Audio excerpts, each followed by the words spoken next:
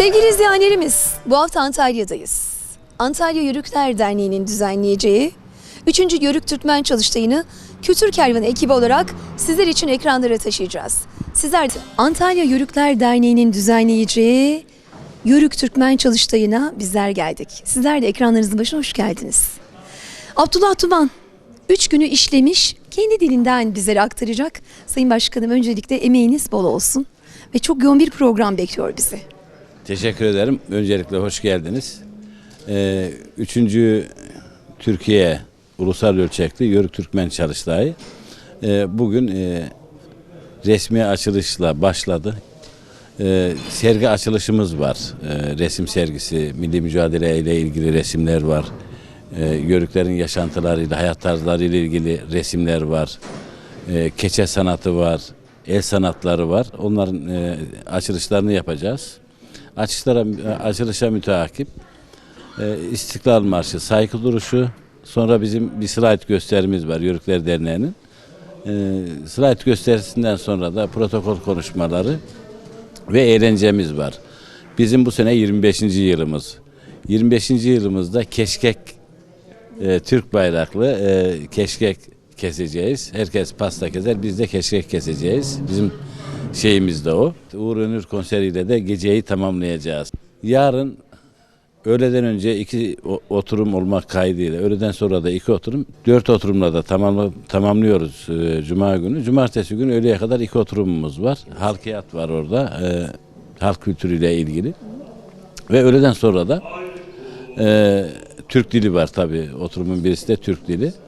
Öğleden sonra da 350'ye yakın dernek katılacak. Bir kısmı arkadaşlarımızın geldi, bir kısmı yarın geliyorlar. Onlarla kendi aramızda diyalektiği nasıl geliştiririz? Kendi aramızda birlik kültürünü, beraber hareket etme kültürünü nasıl geliştirir? Onlar üzerinde de çalışmaya başlayacağız. Bu çalışma pazar günü öğleye kadar devam edecek. Pazar günü öğlende sonuç bildirisiyle programımızı bitireceğiz. Yörük Türkmen Çalıştayı Türkiye'deki kültürel devinime çok önemli bir ivme kazandırdı. Biliyorsunuz bizim bu sene 25. şölenimizi yapacağız. Uluslararası Büyükşehir Belediyesi ile birlikte. Getirdiği havayla o 25 yıllık kültür hareketlerini Çalıştay bilimsel yönüyle biraz geçti gibi bir şey. Bu da bizi mutlu ediyor. Önemli olan bilimin öne çıkması, bilimi öne çıkarmak. Bu da bizi mutlu ediyor. Çalıştay'ı biz tek başımıza yapmadık. Bizim en büyük ortağımız, ana sponsorumuz Muratpaşa Belediyesi ve dolayısıyla Ümit Uysal Başkanıma çok teşekkür ediyorum burada. Arkasından Kepez Belediyesi ortağımız Hakan Tütüncü Başkan'a teşekkür ediyorum. Döşemealtı Belediye Başkanımız ortağımız Turgay Genç Başkanıma teşekkür ediyorum. Yine ortağımız Akdeniz Üniversitesi Mustafa Ünal, Profesör Doktor Mustafa Ünal hocamıza çok teşekkür ediyorum.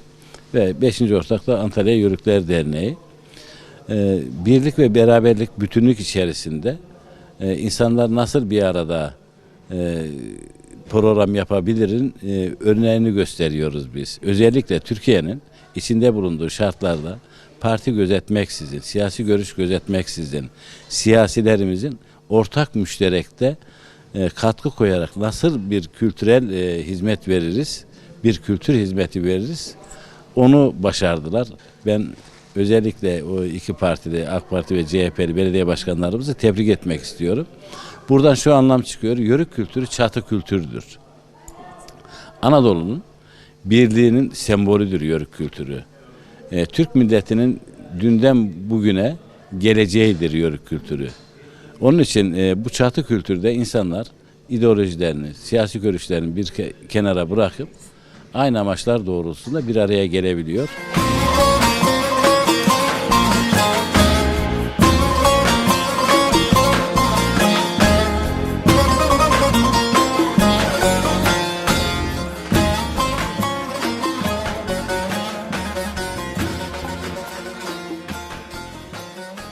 Sevgili Mevlüt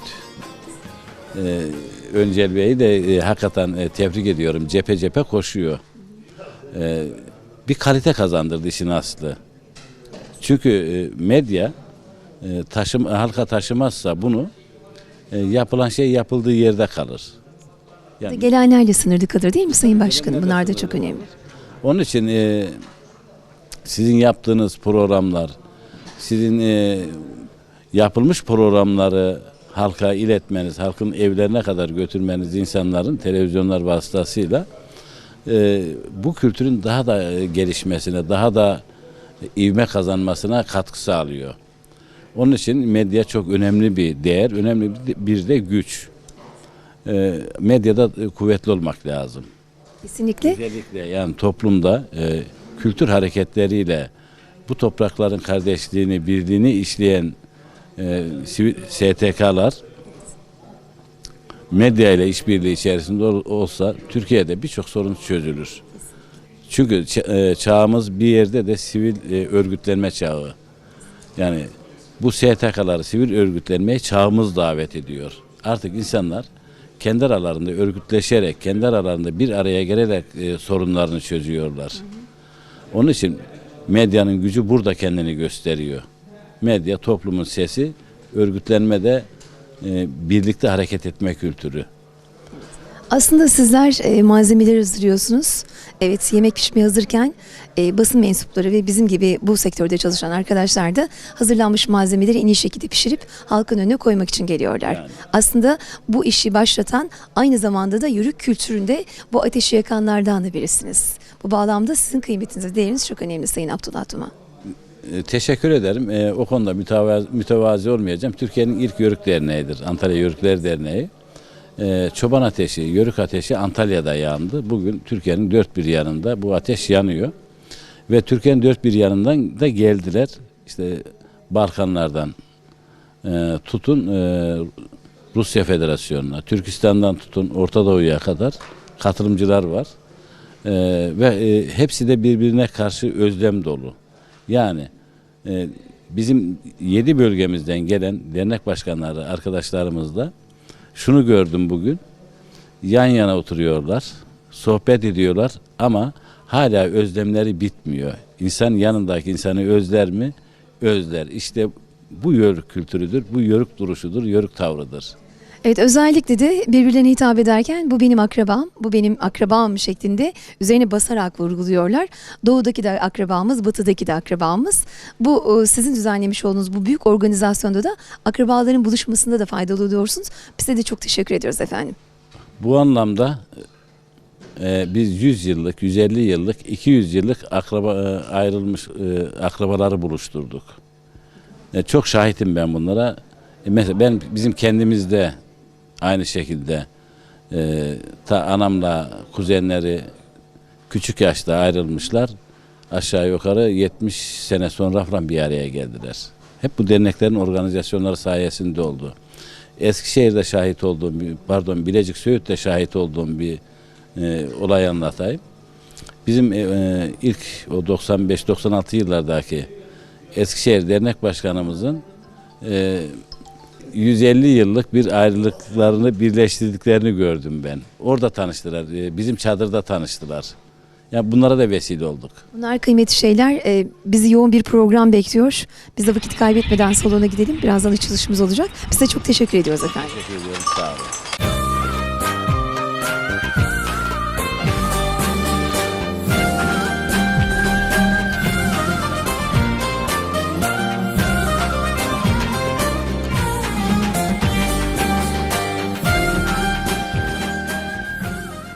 Değerli arkadaşlarım, insanların ulusal kimliği, insanın tabi olduğu, mensup olduğu millet, adı soyadı gibi, kolu gibi, yüzü gibi, ailesi gibi, kimliğinin bir parçası ve onurudur.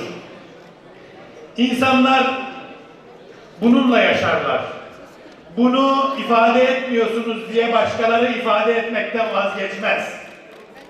O yüzden biz Türkler kendi tarihimizi, kendi yaşadıklarımızı bütün detayıyla idrak etmek, yansız bir şekilde idrak etmek ve geleceğe ışık tutmakla mükellefiz. Orta Asya'da aç kaldık, susuz kaldık. Gün geldi, yollara düşmeye karar verdik. Hep beraber yollara düştük. Yollarda çok zulme uğradığımız oldu. Çok katliamlara uğradığımız oldu. Hem biyolojik olarak mensubu bulunduğumuz toplum katliama uğradı. Hem dilimiz, kültürümüz yeri geldi katliama uğradı. Geldik Anadolu'ya. Anadolu'da yaşam şeklimizi, göçebe yaşam şeklimizi, hayvanlarımızla var olan, doğada var olan yaşam şeklimizi sürdürdük. Barışçı davrandık ama savaşa da mukavemetli olduk. Öldürmeyle düşman tükenmez dedik. Gittiğimiz geldiğimiz her yerde bütün kavimlerle barış içinde geçindik. Ama ihtiyaç duyduğumuzda savaşmayı da bildik. Devletler kurduk. Kendi kurduğumuz devletlerde zulme uğradığımız oldu. Kendi kurduğumuz devletlerde zorunlu iskana bizi tabi tutmaya çalışan basiretsiz yöneticilerle muhatap olduğumuz oldu. Ama her zaman dirliğimizi, düzenliğimizi koruduk. Devlet terbiyemizi koruduk. Kamu yararı kavramımızı koruduk. Kamu yararını, yani obanın yararını, birlikte olduğumuz insanların yararını esas almayı koruduk. Aklı selimi koruduk. Çünkü başka türlü hayatta kalamazdık. Çünkü başka türlü hayvanlarımız hayatta kalamazdı.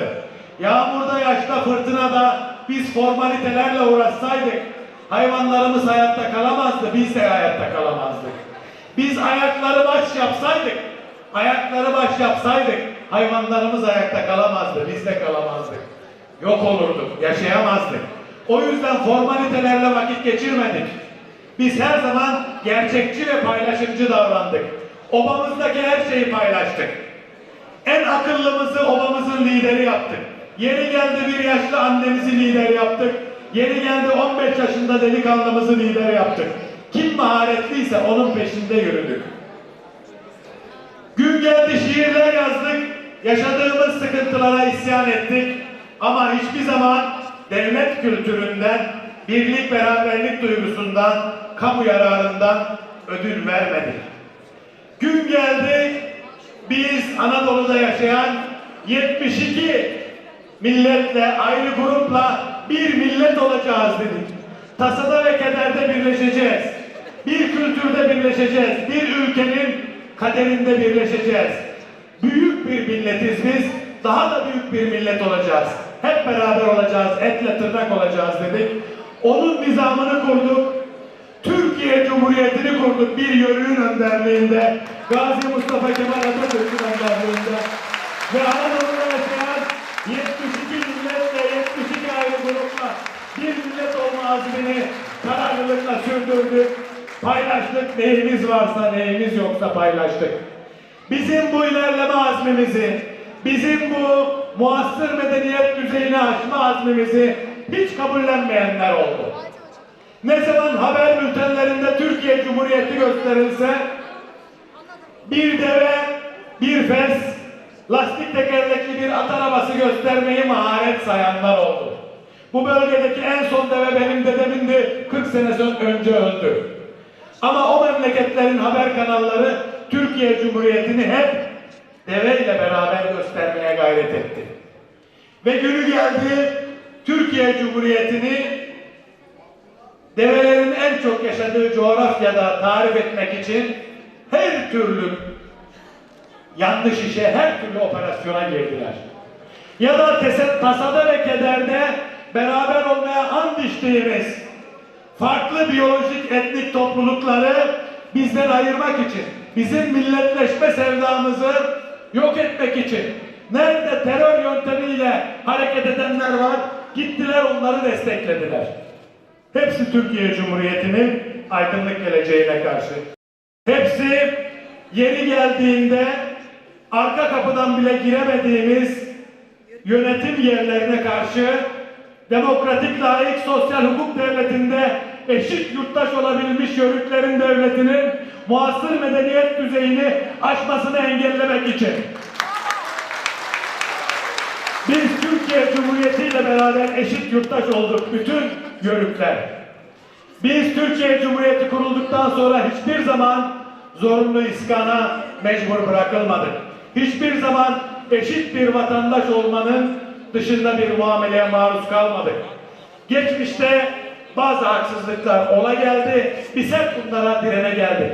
Ama biz şu anda da aynen Gazi Mustafa Kemal Atatürk'ün gösterdiği yolda devletimizin, milletimizin, yurdumuzun birliği, beraberliği için, devletimizin, milletimizin, yurdumuzun bütün dünyada kötü niyetle bize kumpas çevirenlere karşı savunulabilmesi için kendi içimizde kandırılmış, ikna edilmiş insanlarımızı yeniden doğruda, tasada ve kederde birlikte, barışta, kardeşlikte ve muasır aydınlık bir geleceği kurmada ikna edebilmek, beraber yürüdüğümüzü ortaya koyabilmek için biz kendi kültürümüzü Türkiye Cumhuriyeti'nin geleceği saydık.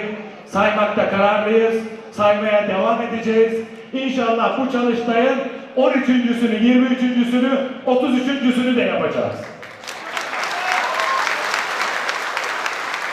Son sözlerim şunlardır.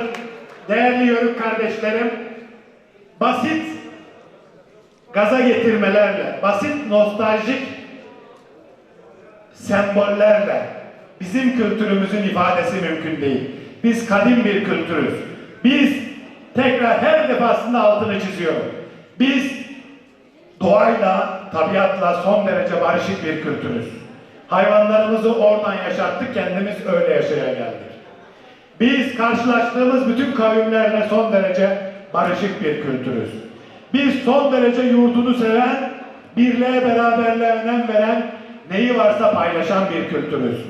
Biz mert bir kültürüz. Özü sözü bir, özü sözü bir, yalın. Dünya malına itibar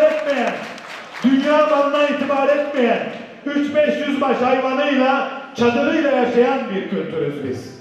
Biz bu nedenle işte bu ülkenin geleceğini kurabilecek, bu ülkenin geleceğini ayakta tutabilecek, aydınlık ufuklara, muasır medeniyeti de aşacak şekilde bu ülkeyi taşıyabilecek ana taşıyıcı kültürüz. Bu bilinçle hepinizi saygıyla selamlıyorum. Emeklerinize sağlık. Yolunuz açık olsun. Yolumuz açık olsun. Geleceğimiz aydınlık olsun.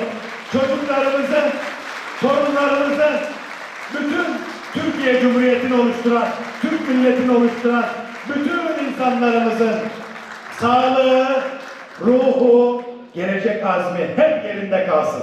Hep burada buluşalım. Sağ olun, var olun.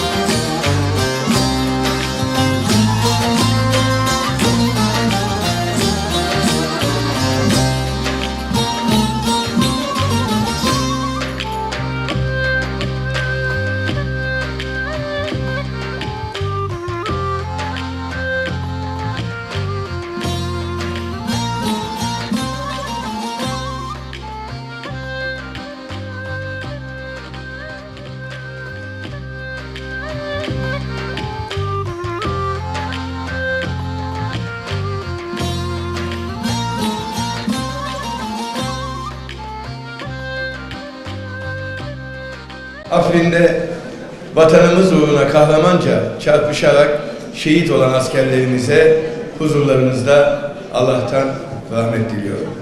Gazilerimize de acil şifalar diliyorum. Değerli arkadaşlar, hepinizin bildiği üzere ülkemiz çok zor bir dönemden geçiyor. Küresel güçler ve onların içimizdeki maalesef uzantıları, şebekeler güçlü bir Türkiye istemiyor. Bunu artık dost düşman herkes en iyi şekilde anlıyor, görüyor ve birlik içinde önlemlerimizi ülkece alıyoruz. Bugüne kadar bu coğrafyada onlarca medeniyet kuruldu. her medeniyet bu topraklarda yaşamanın bedelini yüzyıllardır, binlerce yıldır fazlasıyla ödedi. O yüzden 1071 yılından bu yana büyük medeniyetler kuran bizlere sürekli bir bedel ödettirme yaklaşımında bulunanlar elbette karşılarında güçlü bir Türkiye'yi, birbirine kenetlenmiş bir milleti bulmayı açıkçası hazmedemiyorlar. Onların bu isteğine ne mutlu ki milli bir şuurla karşılık veriyoruz. İşte Yörüklük bu şuurun en önemli hissedildiği bir kültürdür. Yörüklük aynı zamanda milliliktir. Yörük milli olmayan hiçbir şeyi kanıksamaz, kabul edemez. Yörükler hangi siyasi partiye sahip olursa olsun, hangi görüşten olursa olsun, milli meselelere adeta bir kurtuluş savaşı duygusuyla yaklaşır. O yüzden bu çalıştay son derece önemli. Üçüncüsü yapılıyor. Değerli Muratpaşa Belediye Başkanımız gerçekten bu organizasyonda ev sahibi olarak Abdullah Duman Başkanımızla birlikte çok önemli bir kültürümüzü, geleneğimizi ve öylesine ihtiyacımız olan şu dönemde gündemde tutarak milli şuurumuza çok önemli bir katkı sağlıyorlar. Biliniz ki küresel güçlerin yeni Bizans oyunlarını bozacak olanlar yine sizlersiniz. Ülkemizin her köşesinden çalıştaya katılan değerli akademisyenlerimizin katılımları Yörük kültürümüzün önemini de ayrıca vurgulamış, beni de fevkalade mutlu etmiştir. Bu çalıştaya katılan kıymetli akademisyenlerimizin milli kültürümüzü yaşatma konusunda çok önemli bir katkı koyduklarının altını bir kez daha çizmek isterim. Bundan tam 24 yıl önce 1994 yılında Abdullah Başkan Antalya'da Yörükler Derneği'nin kurulmasında büyük katkıları olmuştu. O günden bu yana gelinen süreci ben de şahsen gazeteci, Ticaret Sanayi Odası Başkanı, belediye başkanı her sıfatımla izledim, takip ediyorum. Gerek belediye başkanlığı yaptığım dönemde, gerekse diğer görevlerinde her zaman Yörük kültürünün tanınması, gelişmesi ve bilimsel çalışmalara imza atılması için şahsen elimden gelen bütün desteği verdim. Bu çalıştayın bugün yapılıyor olması, bu 1994 yılında küçücük adeta bir yerde kurulan bir dernek ve onun başkanı Abdullah Duman sayesinde gerçekleşmiştir. Tabii ki ona destek veren çalışma arkadaşlarıyla birlikte. O dönem belki de yeterince önemsenmeyen bu konu bir anda bir çığ gibi bütün illerde karşılık buldu. Ancak ben biraz Antalya'mızı bu konuda ayrı bir yerde tutmak istiyorum. Antalya, Yörük kültürünün gelişmesinde şüphesiz en önde gelen şehirlerden birisi olmuştur. Kıvılcımı yakanlardan Allah razı olsun. Bu vesileyle geçtiğimiz günlerde hayatını kaybeden benim de çok kıymetli mesai arkadaşım, Yörüklerin ağabeyi Mustafa Kaya ağabeyimizi buradan bir kez daha yad etmek isterim. Allah mekanını cennet etsin.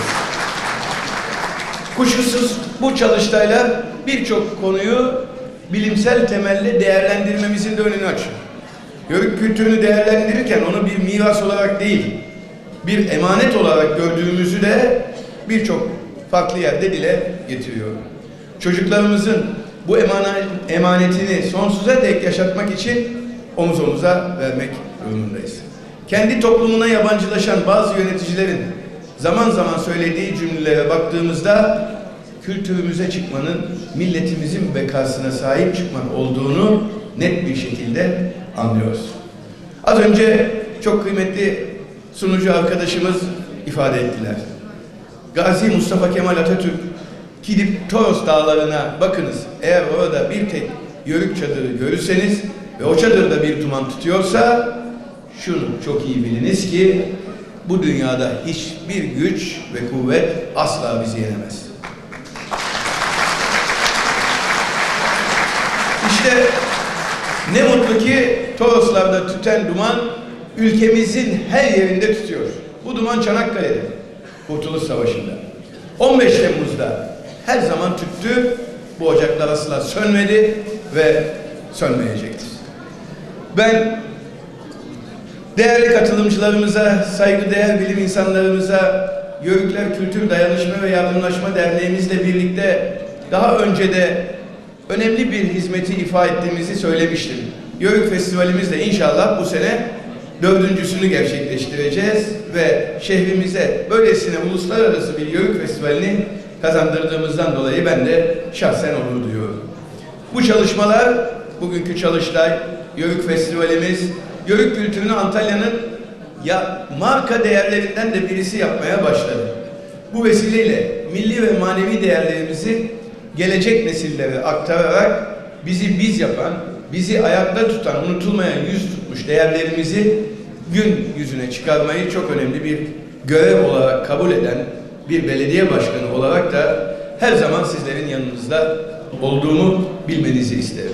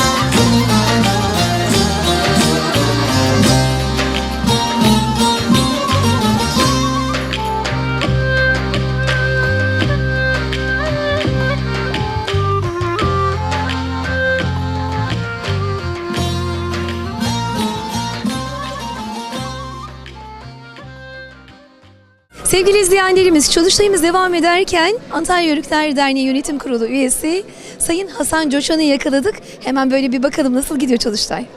Teşekkür ederim. Siz de hoş geldiniz.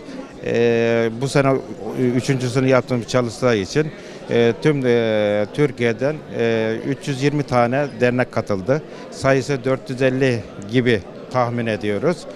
Çok güzel oldu ve 4 gün devam ediyor yani. Evet. Bugün 4 günde devam edecek. İlk günden itibaren bugün başladık. Hayırlısıyla. 4 gün devam ediyor. İnşallah çok hayırlı olacağını düşünüyorum ve herkes de mutlu, birlik, beraberlik içinde olacağını düşünüyorum. Teşekkür ederim. O kadar planlı çalışmışsınız ki Sayın Hasan Coşan, gelen misafirlerin geliş gidiş saatleri, uçağa aktarmaları ile ilgili de bütün ülkelerin yanındaydı. Döndü deveci. Anacığım hoş geldiniz. Sağ olasın. Nasılsınız, iyi misiniz? İyiyiz canımız, Allah'a çok şükür. Hayatım hep burada geçti. Göçtüm, kondum. Koyunumuz vardı, yaylaya çıktık, kışlaya indik, divelerine göçtük, konduk. Şimdi arabayla göçüp konuyoruz. Şimdi arabayla. Hangi yaylalara gittiniz? Kayseri'nin yaylasına gittiyiz. Kışlaya da Hasan'ın kışlasına geliyiz. Bizim öyle arazimiz yok. Parasıyla alırız. 5 ay, 6 ay, 7 ay dururuz, ondan geri göçeriz. Halen göçüyor musunuz? Göçüyüm, ta hala göçüyüm. Yine kıl çadırlarda yaşıyorsunuz. Şimdi Çadırım var, kara çadırım. Ayrı bir yerim ta var, gelip gidenim oluyor. Onları ağırlayız. Koyunum var, sağırın, peynirini derin, sütünü değerlendiririn, yununu, koyunumu kırkarın. kırkarım, iğiririm kirmende değil mi? Koyunumu Bunları kırkım zamanları vardır bir de değil mi? bir yazın Mayıs ayında kırkılır. Şimdi bütün basın camiası sizi takip etti. Dediniz ki ben yiğitlerin yanındayım, askerlerin yanındayım, erlerin yanındayım dediniz. Gerekirse ben de giderim dediniz. Gece tanklar, şimdi benim evimin arka tarafında da yol var, ön tarafında da tanklar gidiyor. Benim dedi ki kız kalk hele kalk, ne var hele o ışığa bak. Kalktım ki tankları görünce benim tansiyonum yükselmiş. Ay. Dedim bana bir şey oluyor dedim. Hemen beni yatırdılar. Hapımı attım, yattım, sabah oldu. Namazımı kılayım diye kalktım, namazımı kılamadım. Hapımı içtim, işte ondan bundan içirdiler. Itçık aklım başıma geldi. Ben dedi ki benim oğluna git oğlum dedi bir bak. Eğer girdirirlerse oraya gidelim dedi. Çocuk gitti geldi girdirirler dedi. Hep dedi Sevil var dedi. Dedim ben de gideceğim dedim. Gel buradan bir de koyun atalım. Bunu da keselim askerlerimize dedim. Varınca dedim onlarla uğurlarız onlar. Onlara ben onu dedim kurban keseyim dedim. Vardık arabadan indim ki bir şöyle baktım bir de öyle baktım. Hep benim askerlerim, kuzularım, yavrularım size dedim elimi böyle bastım. Allah dedim ayağınıza taş dokunmasın, başınıza iş gelmesin. İnşallah dedim geri dönersiniz. Size dedim çit kurban keseceğim dedim. Bunların tuttum alnılarına birer kan çaldım. Malı da yüzdüm doğru arkana dediler biz gideceğiz. Telefon geldi biz gideceğiz. Oturdum elimi bağladım böyle ağladım. Ben bunlara kestim dedim. Ben bunu elimine pişirip yedireceğim. Yediremedim. Tuttum poşetledim. Çocuğumun eline verdim. Götür bunu Karaoğlu'na ver orada pişirsinler yesinler dedim. Bay bay ederek ağrayak uğurladım onları da. Belki bay bay ederek uğurladıklarınız şehitte düşmüş olabilir içinde değil mi? Geldim yatamadım. Tübe yatamadım. Toplar sıkılıyor. Allah dedim o sıkılan topların ellerinize, o bakan gözlerinize, o dikilen ayaklarınıza kurbanım ben sizin dedim. Kurban olayım dedim. Arkanızda ben varım, kuzularım dedim. Sağ selim gidin, olmazsa arkanızdan gider sizi yerlerim. Haydın ha çıktık ha, haydın ha vurduk, kırdık. Çıkar gideriz dedim. Tüvek sıkamazsam da dedim sizi dedim yerlerim dedim. Dedim geri geldim Allah şimdi top atıldık sıra. Allah'ım de kurban olduğum Allah'ım bunlar deyin o pis naletlerden koru ya Rabbim Allah. Bunları sağ selim geri çevir. Ben böyle sağ kana elim kolum tutarkana bunlara çit kurban kesen aralarında buradan da öyle uğurlayayım deyin. Başka ne diyeyim kızım? Başka ne diyeyim? Gel şimdi şöyle. Aslında bizim diyeceğimiz çok sözü döndü ana döndü teyzemiz söylemiş. O askerleri yeğlerim dedi. Onların ardında aslında koca dağ olmuş, yürek olmuş. Ana olmuş, ata olmuş, ciğer parçası olmuş. Biz bütün askerlerimize böyle sağlıklı bir şekilde evlerine dönmeyi nasip ediyoruz. İnşallah. Yörük analarımız var olsun. Bizler zaten bu yolda varız. Analarına da selam saldım. Bacılarım, teyzelerim, halalarım, oğlunuzdan hiç kaygı çekmeyin. Oğlunuz benim yanımda. Benim dualarım alıyorlar, telefonlarıyla konuşuyor. Bir Kızıl Elma değiller. Onun anasıyla konuştum.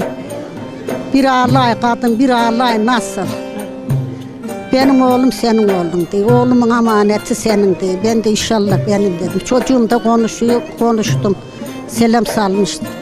Halal etsin ana hakkını dermiş. Ben de ne yaptım da halal edeceğim. Binden bine dekil halal olsun dedim. Onların birleri bin olsun, yörük teyzelerimiz çok olsun, hep o yaylalarda var olsunlar. Elinizi öpeyim ben sizi.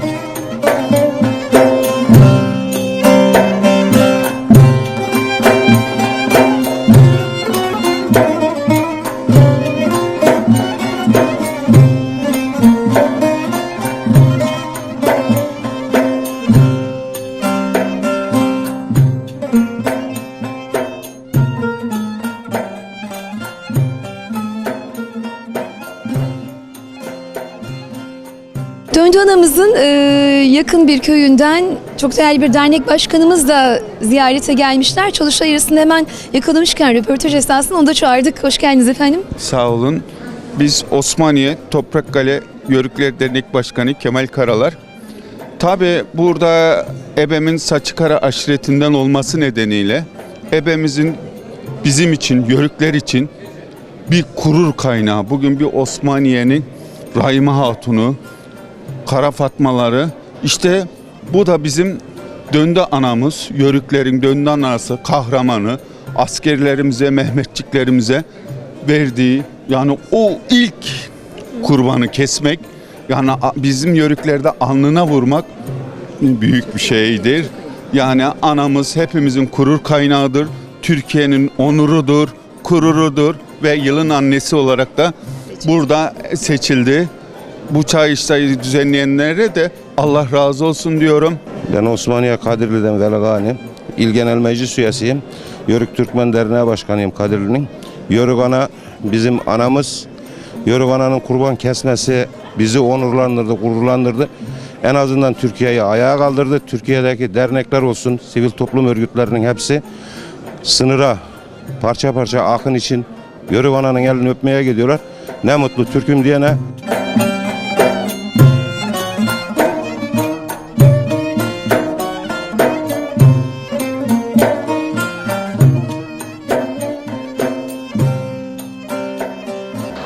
Rabbimize hamdolsun.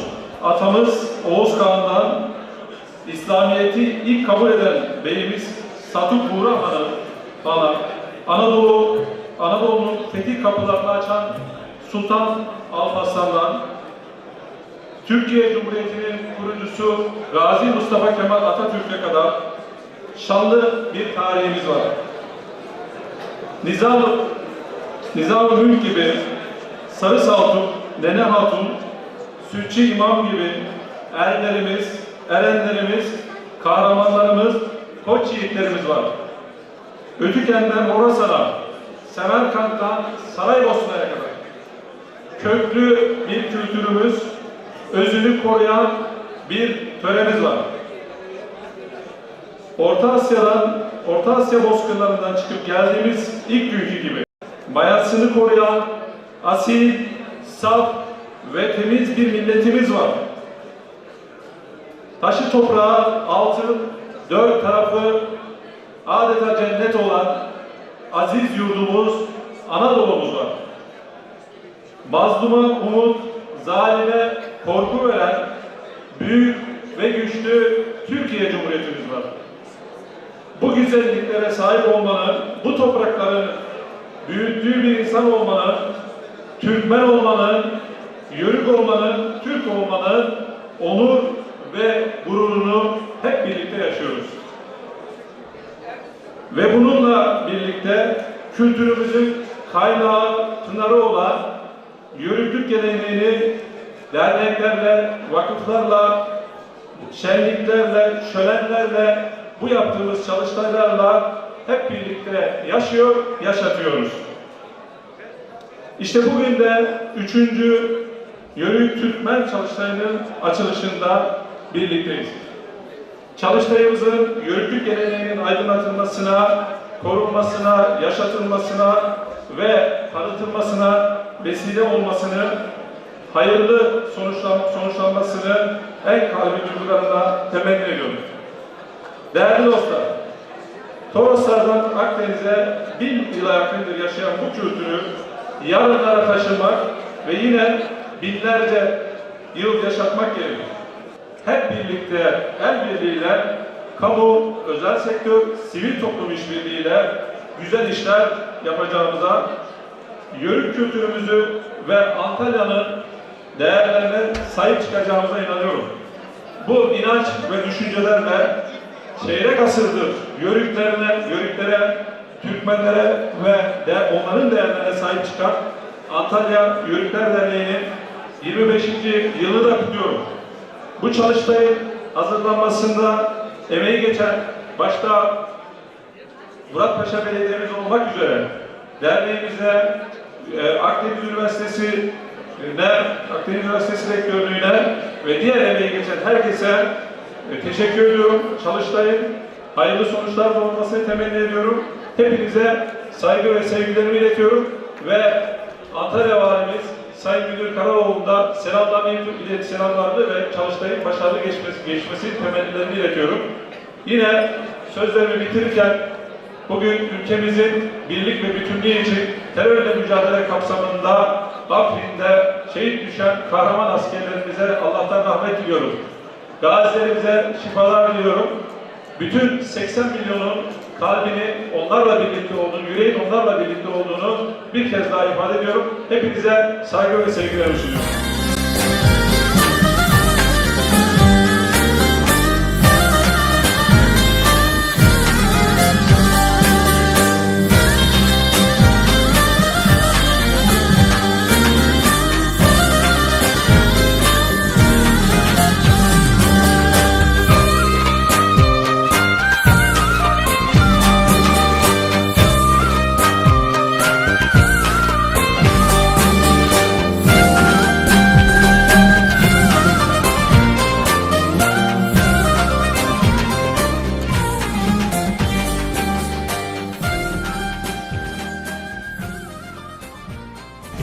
Değerli izleyenlerimiz, üçüncüsü düzenlenen Yörük Türkmen Çalıştayı bütün yoğunluğuyla devam ediyor. Arkamızda gördüğünüz üzere Türkiye'nin dört bir tarafından gelen yüzlerce dernek başkanı ve protokolün değerli üyeleriyle beraber tabii ki öncelikle Antalya Yörükler Derneği Başkanı Abdullah Duman'a ve ana sponsorları Muratpaşa Belediye Başkanı Sayit Ümit Uysal'a da teşekkürlerimizi bildirmeden geçemeyeceğiz efendim. Bizleri takip etmeye devam edin.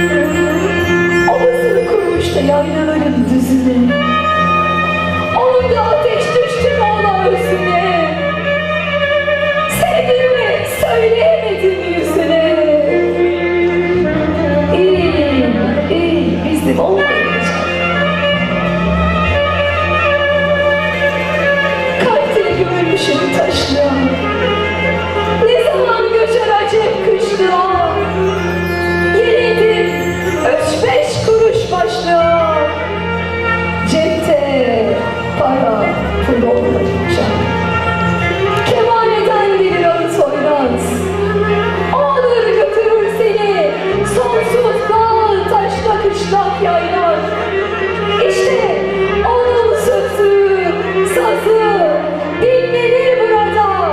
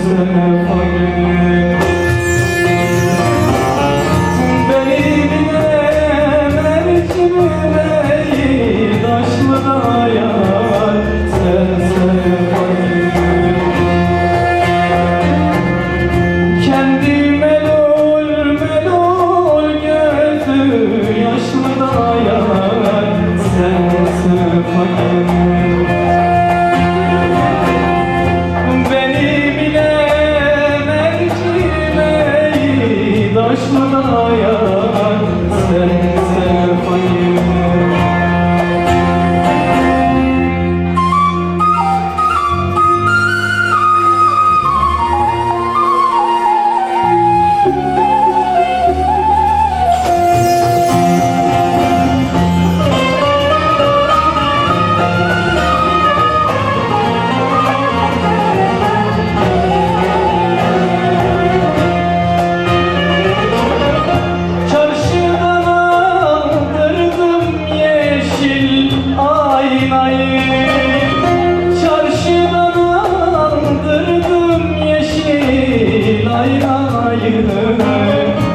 Boşa çiğnemişim yalan dünyayı, yalan dünyayı.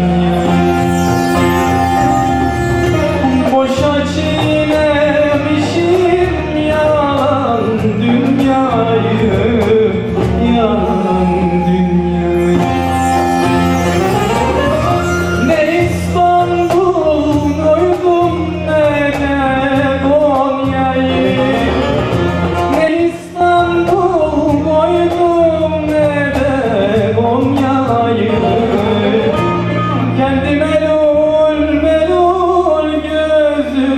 yaşlı da yar sense fakir.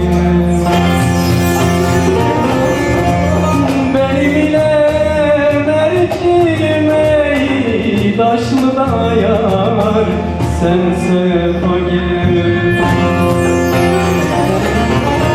Kendi melul melul gözü yaşlı da yar sense fakir.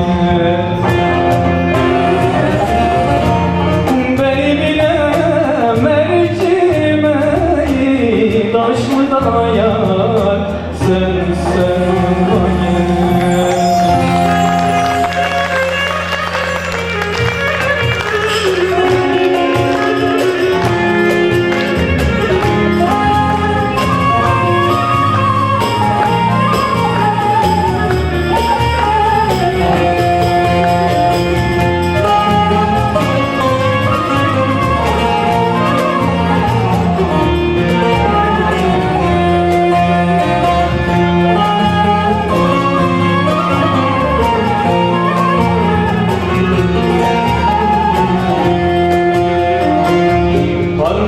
serdiler sarı savanı,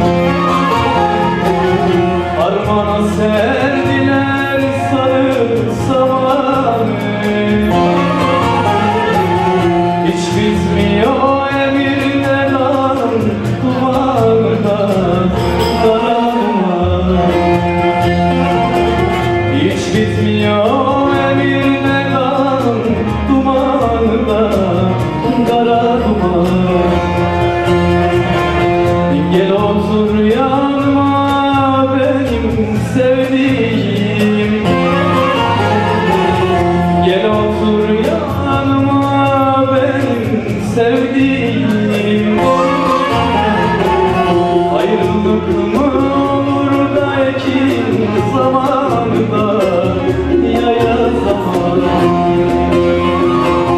Ayrılık mı olur da harman zamanında yaya zaman.